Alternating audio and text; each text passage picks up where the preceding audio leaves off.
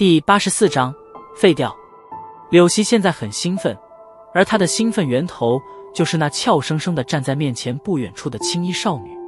少女一身清雅装束，精致的小脸未曾施加任何粉饰，自然天成，一头滑顺青丝被短短的绿巾随意地束着，刚好齐及腰间，微风吹来，青丝飘动，撩动人心。在少女那不堪盈盈一握的小蛮腰处，一条淡紫衣带将那曼妙的曲线勾勒得淋漓尽致，就连路人的视线都是忍不住的偷偷在那腰间扫了扫，心头暗自想到，若是能将这等小蛮腰搂进怀中，那会是何种享受。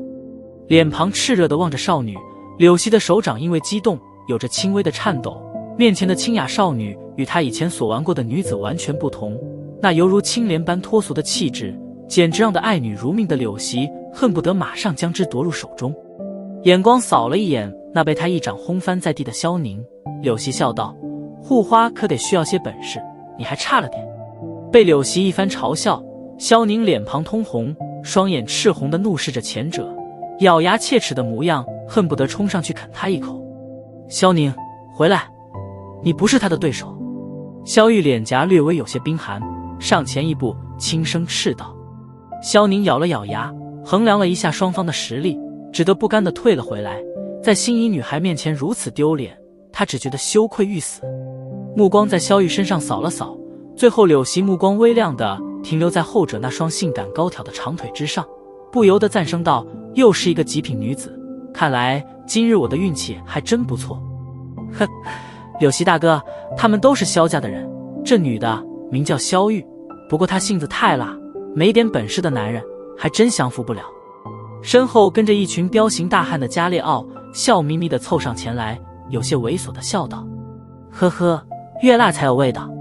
柳溪目光再次转移到那一直未曾开口说话的青衣少女身上，眼瞳释放着绿油油的光芒。这位女孩子又叫什么？望着柳溪竟然打上了自己心仪之人的主意，加列奥嘴角略微抽搐，心中在恶狠狠地诅咒了一声这精虫上脑的王八蛋后，方才无奈地回道：他叫萧薰儿，好名字。含笑点了点头，柳溪不再与加列奥废话，上前两步，佯作绅士般的笑道：在下柳溪，不知能否邀请两位小姐一同逛逛方室？呵呵，如果方室中只要有两位小姐看上的东西，尽管算在下头上。说着，柳溪手臂微微撤开，将自己胸口上的职业徽章有点炫耀般的露了出来。徽章之上绘着一个古朴的药鼎，在药鼎表面一道银色波纹，在日光的照射下反射着异样光芒。一品炼药师。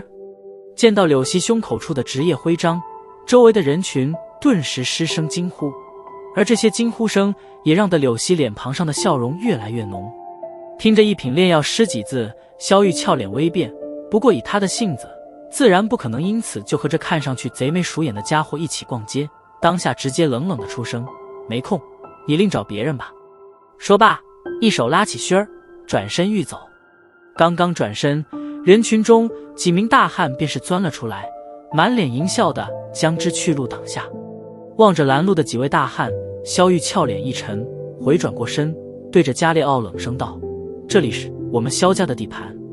你是不是太嚣张了点？呵呵，萧家很强吗？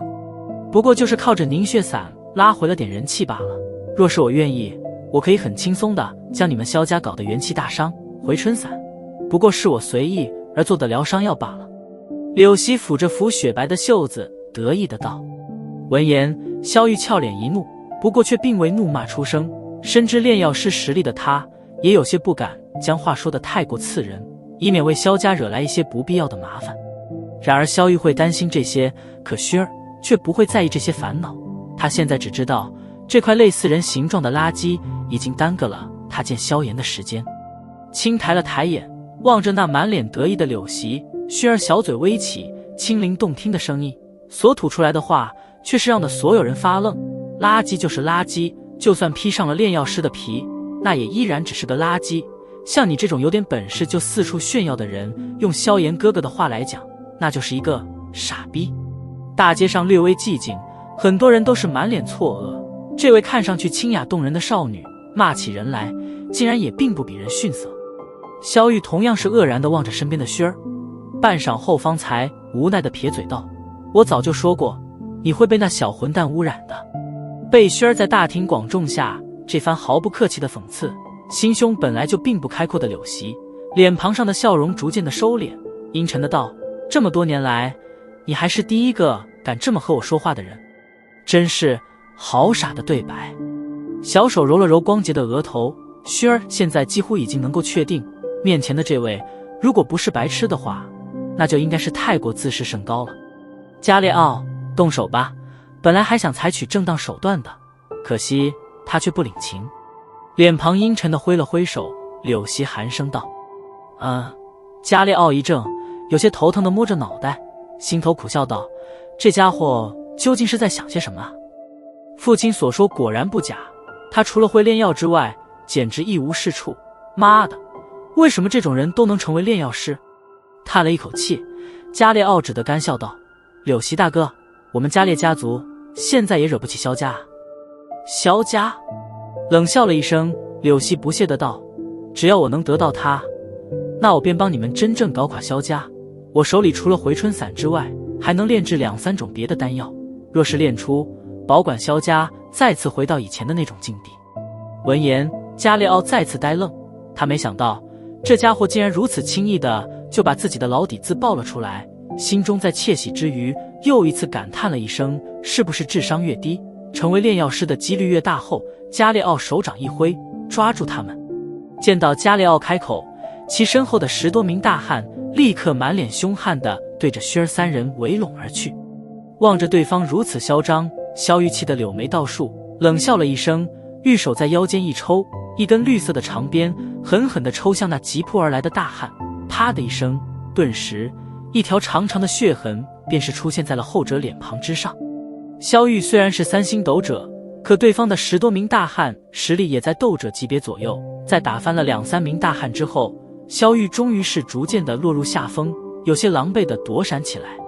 再次一掌将一名大汉轰得吐血倒退，萧玉也是俏脸微白的退后了几步，转头对着萧宁喝道：“带薛儿走，进去叫那小混蛋出来。”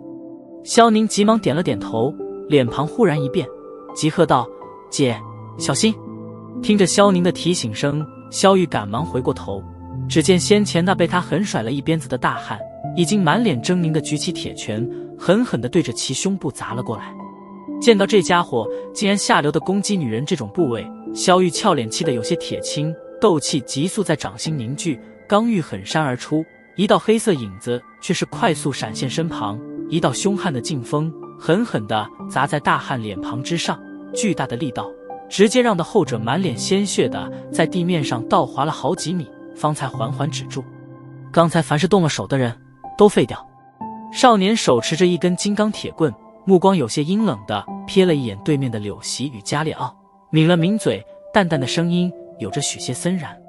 听着少年的声音，人群中几10名手持同样铁棍的大汉顿时犹如虎狼之众一般，满脸狞笑的蜂拥而出。